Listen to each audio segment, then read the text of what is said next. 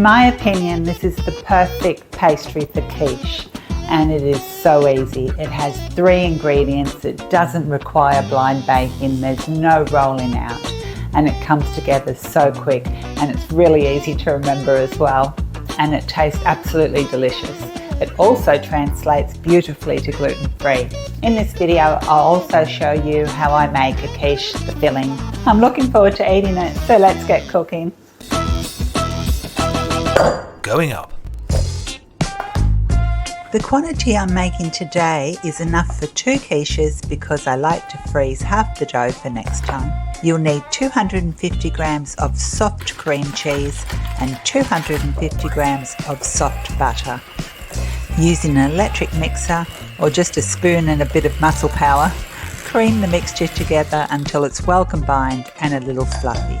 Next, take 2 1/4 cups, which is 280 grams of plain flour, and sift it into the bowl. Stir the mixture gently until it starts to come together. I like to use a spatula for this. After a couple of minutes, tip the mixture onto a clean workbench. Using your hands, squeeze and shape the mixture into a ball. It takes a few minutes, and yes, the dough will stick to your hands, but once it comes together, it comes off easily. I also like to scrape any dough left on the board.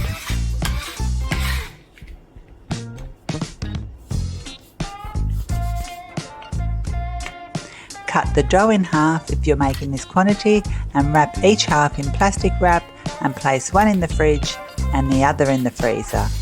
Or if you're just using half the quantity, pop it in the fridge.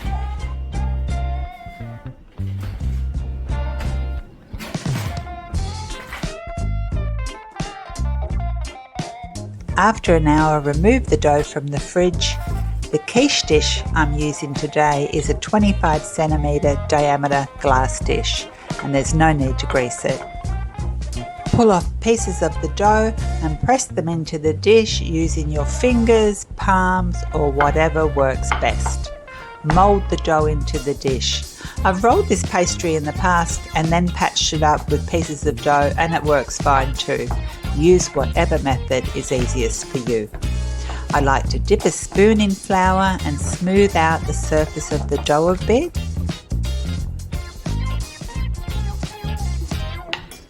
You can also go around the top edge with a knife to make it more even, but I don't mind the rustic look of the quiche, it feels more homemade. This dough also works well in a springform pan if you prefer a higher quiche. The pan I used here is 20 centimetres in diameter, and I lined the base with baking paper. When using a springform pan, it's best to refrigerate the pastry in the pan for a couple of hours or even longer until it's rock hard. This ensures there will be absolutely no leaking. Once you're satisfied with the dough, pop it in the fridge while you make the filling. You can leave it in the fridge for up to 3 days before filling it, so it's great to make ahead. Today I'm making my take on a classic Quiche Lorraine. I'm using about 150 grams of smoked speck, but you can also use bacon instead. Chop it into small pieces, place it in a fry pan, add a couple of tablespoons of water and cook over a low heat. Adding water gently renders the fat from the bacon, and by the time the water has evaporated, the bacon is nearly ready. Remove from the heat and let it cool. The main reason to fry off the bacon is to avoid the greasy quiche, but honestly this speck had very little fat. Chop a medium onion into a small dice, no need to fry it off, and set it aside. Now for the custard.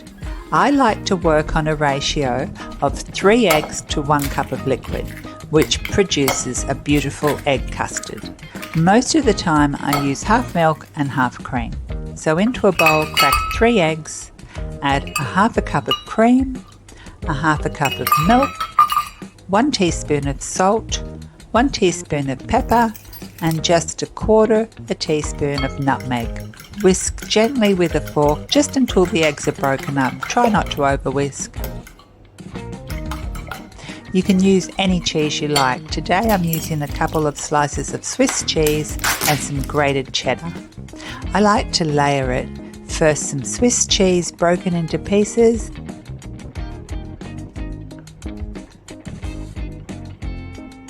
then a little bit of bacon,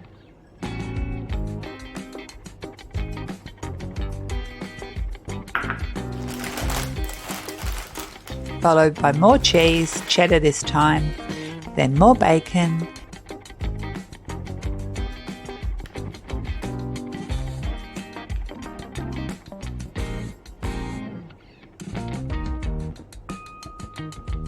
lastly sprinkle over the onion.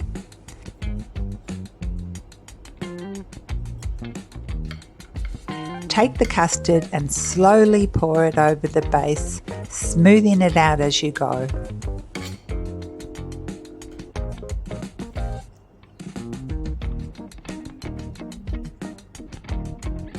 Place the quiche in a preheated hot oven at 220 degrees Celsius, conventional, no fan, for 10 minutes. Then reduce the heat to 200 degrees Celsius, still conventional oven, no fan, and bake for another 30 minutes. Increase the cooking time slightly, like 35 to 40 minutes, if you're making a higher quiche in a springform pan. The quiche will be a little soft in the middle, and that's exactly how it should be. Let it cool for at least 10 minutes if you can wait, and if you're using a springform pan, it's important to let it cool for the full 10 minutes before removing the ring. Then gently slice it. The first piece is always the hardest to get out. You can add whatever you like to a quiche, treat it like a pizza. Just remember that most ingredients should be gently cooked and cooled beforehand. For example, I recently made a broccoli, cheese and onion quiche by cooking the broccoli first and letting it cool before adding it to the quiche.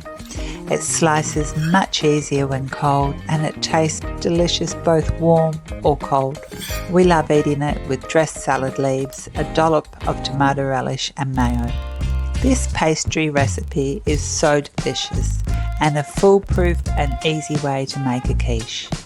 Thank you so much for watching, and I hope to see you again soon.